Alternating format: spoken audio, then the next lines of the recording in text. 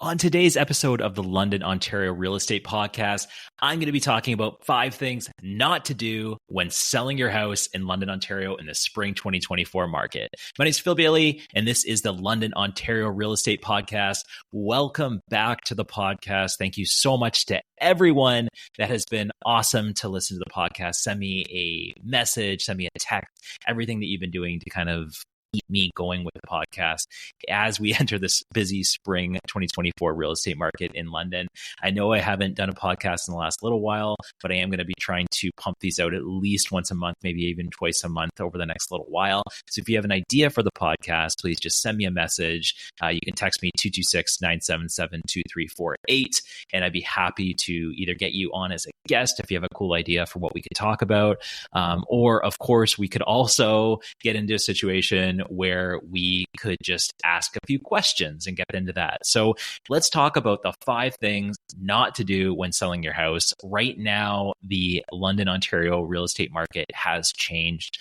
I've been telling my clients right now that since about January, I've noticed a bit of a switch was flicked and the market seems to have picked up. The momentum seems to be going towards the seller right now. If you look at the numbers, we are into multiple offers on a lot of homes. I know that you could price a house at whatever the heck you want. There's been houses priced at $299,000 selling, I think, in the 800s. So let's not think about the listing price as much, but let's think about what I'm noticing as the momentum in the market right now. And I'm noticing there are more buyers out there. The listings that we're seeing, I think, are moving relatively quickly. I'll give you an example. I know I'm not going to name the exact property because I got to follow all these ethics rules, but one of the properties that I've seen that probably would have sold in the mid 4s, maybe even lower 4s last year, maybe in even fall of 2023, that home has sold now into the 5s. So there's been a couple examples like that where that's a large increase. And I'm noticing, again, the buyers seem to be getting squeezed into that lower price point or these starter homes. So detached homes in most areas in London actually are definitely in demand right now that I've seen. And I think if you want to take advantage of this as a seller, there's 5 things that I'm recommending you do not do. And I can give you some advice on how we can turn those into things you should be doing, right? So number 1 is, and this is from examples that I'm seeing. Number 1, not decluttering and depersonalizing your home. This is really, really important. You go into a house and you see the family photos everywhere. They're on the fridge everywhere. That's cool. That's nice. I think your family is probably amazing. But I think the most important thing is you got to give that buyer the feeling when they're going to the house that they can actually live there themselves, right? So they're learning so much about you and they have to think of, let's look at this as a blank canvas, right? Also, just cleaning in general, decluttering in general. I think if I was to sell my house, having a small kid, I would be having to clean up a lot of stuff that's around me right now. I'm doing this from home right now. And I got the one little kind of image of what we're seeing that's definitely not have kids' toys in it. So I think it's important that you get rid of that stuff if you can, or get into a storage locker. Even put it, if you have an unfinished basement, for example, that's a good one, or maybe even a garage. When they're walking through that front door, a lot of buyers are making a buying decision relatively quickly, whether this is even an option for them or not. So if you have a bunch of stuff right at the front door, better to take that stuff, put it into a box, either put it in the basement if you need to hold on to it, put it in a storage locker. Hey, maybe you have a garage if you're lucky enough, or a shed somewhere that's secure that you could put it into, right? So that's something that's very, very important. So make sure that you're looking at decluttering and depersonalizing when you're selling your house. It's the number 1 thing on my list. I would also consider staging. I know some people are adamantly opposed to staging. There is a cost that comes with staging. A lot of the time, I'm working with my clients to actually take on that cost in a lot of ways to make sure that we have a home that's going to sell quickly for you and that's going to show really, really, really well. To be honest, it makes me as an agent look better in many ways when I have listings that are just perfectly set up. And as my marketing background shows me, these things are really important to kind of maintain that momentum for your listing. So really, really important. Clean, declutter, depersonalize, consider staging. Number 2, things not to do when selling your house in London. not taking professional photos and video. This is something I'm still seeing. And I know that every professional photographer is not created equally. But if you look at my listings that I've done, everything is a professional photographer who's amazing. I will give them a shout out. Her name is Kate, Redbird Media in London. They are absolutely amazing. And I will use them forever, right? Because they're definitely in a spot where they are able to capture a home and offer various different ways of showcasing a home. So whether you're definitely going to be doing professional photos, because that's how the whole system really works and starts with, but I would consider video. I'd also consider doing virtual tour. Some people prefer the video, some people prefer the virtual tour. I'm kind of on the video side right now for various reasons, but actually I've done both in a lot of recent listings as well. And I can explain why. It really depends on the property and in terms of how it shows with virtual tour versus video. But inside baseball on that one, I just think that I'm still seeing homes that aren't having professional photos and video taken. Yeah, I have an iPhone. It's really cool. I can go around and take some cool photos of my family, but it's just not the same as the work that a professional photographer is able to do. So we want to make sure that we have them throughout the process and they're part of the team. I put together kind of a team here, and they are definitely an essential part, including also the staging side of it as well. That's part of the team. We have to have these people in place because they're experts in what they do, and they know a hell of a lot more than I do about this stuff. Number 3, not allowing as open as possible access for showings. So I've had clients in the past where they've had a very tight schedule for some reason. Maybe one of them works the day shift, one of them works the night shift. They have small children. Again, it's hard to clean up when you have small children. I've seen some absolute magicians out there that are able to turn a house around so quickly. You'll know who you are. If you're listening to the podcast, there's a few of you that I'm like amazed at how you have multiple children and now the house doesn't look like there's multiple children that live there. But most people would consider things like, hey, maybe go on vacation when the house first gets listed if you think it's going to be a quicker sale for you and we're listed at the right purchase price. And I can give you some ideas of where that would be. I can also give you my professional feedback on that as well. Maybe consider going into the office if you work from home and you have an office to go into. I know clients that work, 2 days at home and 3 days in the office. Maybe for that week, I know it's going to be painful because you won't have your own coffee maker. But if you can go into the office just for those 5 days, I think it would make a world of difference to you. And yeah, if I'm letting you know about a showing, usually I can give you overnight notice for a showing, but not every single time because some people are in town, especially on the weekends. I find Saturday and Sunday, I would just plan on not being home if you're in a listing that that's going to get attention on.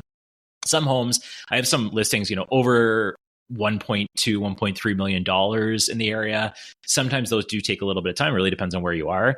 So you're not expecting to have as many showings as one that's listed at $499 or $399 right now. That said, you got to be prepared and you have to kind of have your kit together. You're ready to go. You're ready to kind of get access to that. So if you say no to a showing request, I would look at it like especially in these multiple offer situations we're seeing right now in London, like you're just taking, $5,000, $10,000 and flushing it down the toilet.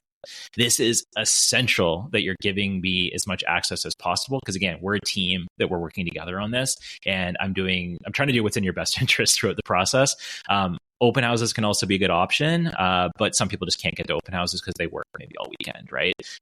London is an interesting city. There's a lot of people that are coming in from out of town that are buying here from the GTA. Weekends are important for those folks usually, but there's also folks that are nurses that work, firefighters that work 24-hour shifts, right? We have to get people into the house when it's convenient for them in order to get you the most money for your house. Number 4 is not having a plan at all. And I think this is part of where I can come in and help you with that plan. But if your home is listed at a certain price point and it's just not getting the attention that we need after we've done everything correctly. So, professional photos, staging potential, access, all those things are good. And we're still not getting the showings. And maybe the market has shifted a little bit like it did on us in 2023 for sure. And 2022, I think that's when you have to consider, hey, where are our new price points at based on comparable sales, and consider a price reduction. You want to act quickly on that. You don't want that to just go on forever and ever and ever, because just trying something in a market, and I do hear this sometimes of, hey, I'm going to try to get $1 million from my house that's worth $500,000. Not a good idea. not a good idea at all. This is something that you need to get out of your mind and look at comparable sales and also talk to me about this, or talk to a real estate agent you trust, right? And that brings me into number 5 of things not to do when selling your house. And that is not hiring a real estate agent. It is a bad idea. I am extremely biased here, but it is a bad idea to try to just go on this on your own. I would not recommend it. I think that some agents, and maybe I come across like this, like I know a lot of stuff. And I think I do know a lot of stuff, but I would never consider myself the smartest guy about real estate in London at all. I think the advantage, though, that I do have is that I've done this hundreds of times. I have done this over and over and over again with clients. I've seen what issue could come in that we can solve before it even becomes an issue. I know the rules. I know what we should be doing and what we shouldn't be doing. I know when someone is trying to, negotiate against me, and after going through some negotiation training and things that I've done even more recently, I think I know that even better now. And this is something that I take this job very, very, very seriously. And I think that whoever you hire as your real estate agent, you obviously want someone who's professional, that communicates well with you, and that collaborates with you. Those are the 3 things that I talk about a lot with my clients when I'm selling properties or working with buyers as well. And I think that having that professional in your corner at every step of the way is essential, and it's going to put more money in your pocket at the end of the day, even after you're paying us, obviously, to do our job as well. So those are the top 5 things of not to do when selling your house in London. So a couple additional tips that I have right now of things that you should be doing is, as this market is changing in the London area, I think there's 2 things that I would, consider right now. One, if you're going to be listing your house, I would start doing some of this to-do list. But I think one of the things that you can start with is setting up a free home valuation. Yeah, again, I'm biased here. It doesn't have to be me, whatever agent you talk to. You can set up a free home valuation. You can get someone to give you the advice of, hey, this is probably where you're going to sell in the current market. But I can also, as I go through that process, I'm also saying, hey, that thing over there needs to be removed or should probably be removed. Again, I'm collaborating with my clients. That hole in the wall should be patched. That stain that was already fixed 5 years ago that still has an issue needs to be fixed. Maybe you need to get a painter in. Maybe you need to get a storage unit. All those kinds of things can happen at that part of the process. I think some people think, hey, let's give me a call when I'm ready to list right now. And I think the better way to do it is do things like maybe at least a month out or 2 months out. All of the discussions that I've had over the last little while are things that are happening at least, like, I'd say 1 or 2 to 3 weeks out. Sometimes even like 2 months out, 3 months out, right? So I want to get into that house, because if I'm not into your house, I can't give you an idea just magically based on the internet where your house is going to sell. I need to see the house. And some people ask me to do that, and I just say, no, I can't do that. It's not professional of me to do that. To go into a house is one of the first steps, and it should be a pretty obvious step, that I need to physically see your house to give you an idea of how much it's worth. You want to know how much your car is worth. You can't usually just go on the online calculator. I know sometimes you get to the dealership and they give you a different number. I don't want to do that. I just want to tell you, hey, this is where I'm at. I need to physically see your house. The other thing is too, some people think, oh, I'm wasting your time, Phil. I don't want to bother you with all this stuff because I'm not even sure if I'm going to sell this year. Guys, friends, I love talking about real estate. This is one of my main passions in my entire life. I love it. I love talking about it. I love hearing about it. I love learning about it. I love learning about different neighborhoods, different homes. I've been in a house the other day that had such cool, like, historic background on it that I just found super cool to kind of be able to see all of that.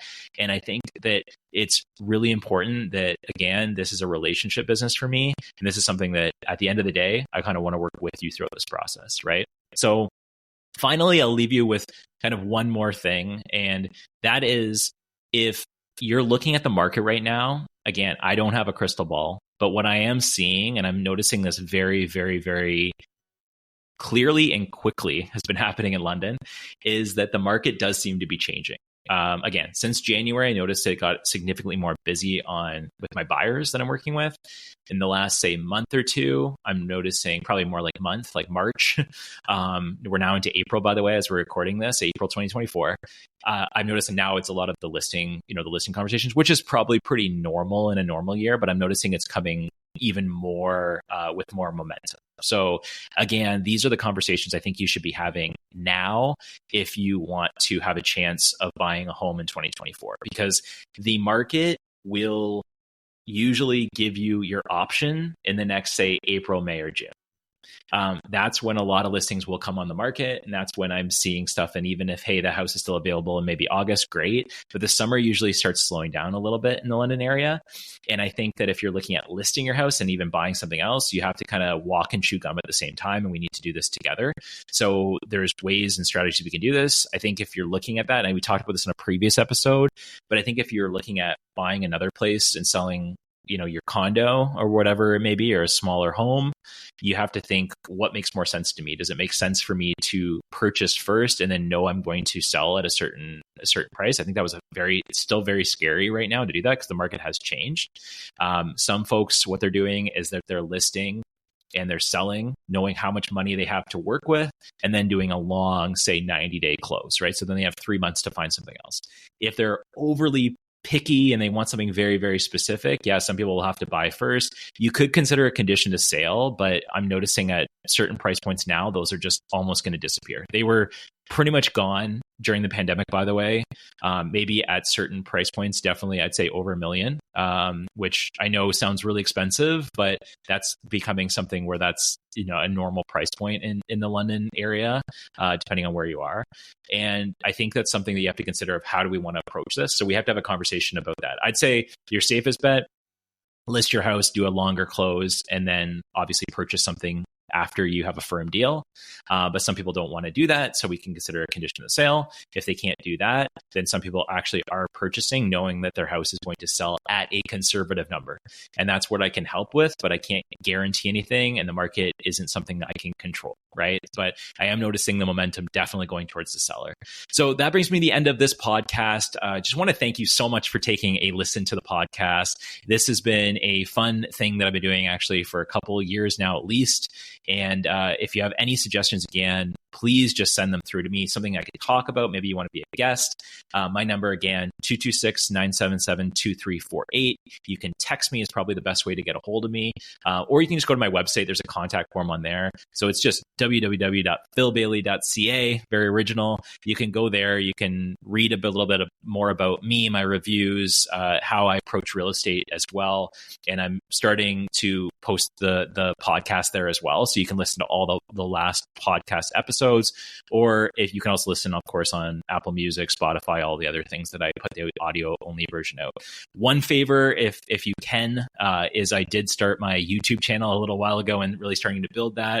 So I'm going to be posting this full episode on the YouTube channel in the next little while. If you can go there, give it a like, subscribe to the channel on YouTube, and just say, hey, this is where I saw about this. That would be awesome. I know not everyone can look at my pretty face all the time, and they need to listen to this in their car, which is actually what I do most of the time with podcasts. But I do think it is a cool opportunity to kind of have that on the background when you're working on stuff. And the video thing works really well, obviously, for getting these clips out onto social media as well. So you can follow me on Instagram. It's probably my biggest one that I use a lot. I'm also on TikTok. Instagram is just the Phil Bailey. I think TikTok is the same.